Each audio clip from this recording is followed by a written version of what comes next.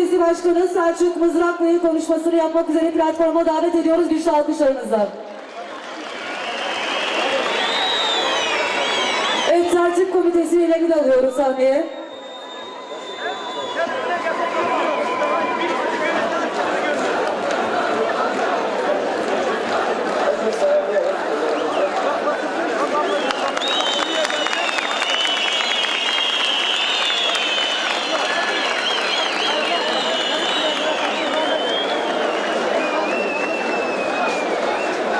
Barışsever Diyarbakır halkını Tertip Komitesi adına saygıyla selamlıyorum.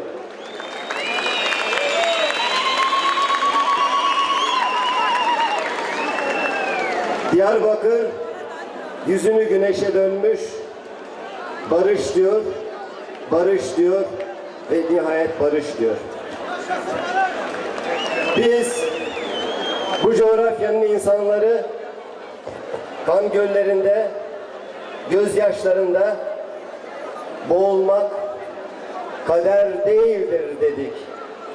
Biz bu coğrafyanın insanları kimliğimizden, dilimizden, kültürümüzden ödün vermeyiz dedik.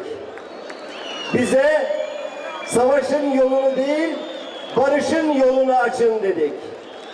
Ve bu yol bugün bu alandan inşallah her yere, Ankara'ya da, İstanbul'a da, Türkiye'nin her ucuna yetişecek bir sesle barış mesajlarını iletecek. Bu barış sadece bu coğrafyanın insanların, sadece Kürtlerin talebi olmamalı. Bu barış Türkiye'nin her yerinden yükselen bir ses, gazetelerin bütün köşelerini süsleyen birer yazı, bütün televizyon istasyonlarının talebi, bilim yuvaları olan bütün üniversitelerin senatolarının kararı, bütün sivil toplum örgütlerinin ortak talebi olmalıdır. Barış, Türkiye'ye sadece huzuru ve refahı getirmekle, güvenliği getirmekle kalmayacak. Türkiye'deki her yurttaşın kendini eşit, adil ve özgür yurttaşlar olarak hissedebileceği demokratik ortamı tesis ederek Türkiye'nin bütün ötekileştirilmişlerine, sadece Kürtlere değil, Alevisine de, onun dışındaki bütün azınlıklara da, her türden inanca da aynı şekilde demokrasiyi ve özgür yurttaş olma bilincini getirecektir.